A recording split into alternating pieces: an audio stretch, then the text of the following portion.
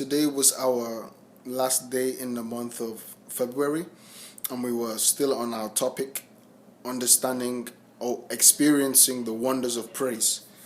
And we were made to understand at the start of today's service that God is not the source of our problem, God is our solution. Also, the environment is not the source of our problem. Many people are living in the same environment, and yet they are succeeding. So the environment is not our problem. Our upbringing is not our problem. Because many people have even had worse upbringings, and they've still been able to succeed and overcome. We must recognize that we are in a spiritual warfare as Christians and as people here on this earth. The devil doesn't want you to succeed. We are in a spiritual battle, and this spiritual battle is on 24/7. Now, we either choose to fight or we stand to be destroyed. It's a choice that we must make, because the enemy, the devil, is always looking for ways to depress people, to attack people, looking for any corner.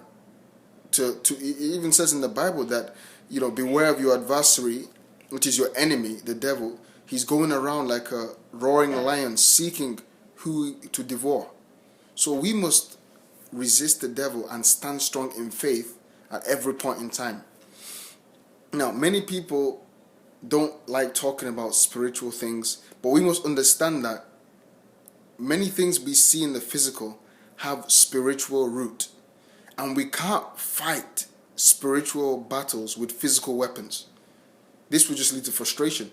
We have to fight spiritual battles with spiritual weapons. And our focus this month, the spiritual weapon that we're applying this month, is the weapon of praise. Many individuals, it was explained that praise is one thing that has been looked down on in the body of Christ. What does praise do? What is praise? Why should I praise? What is the impact of praise? Just from reading the story of David, he says, I will bless the Lord at all times. His praise shall continuously be in my mouth. Now, David was a man who enjoyed many victories as a result of the continuous presence of God. We were made to understand that praise attracts the presence of God. Praise, a lifestyle of praise, is a lifestyle of victory, because the continuous presence of God is around you. It's almost like a divine covering around your life.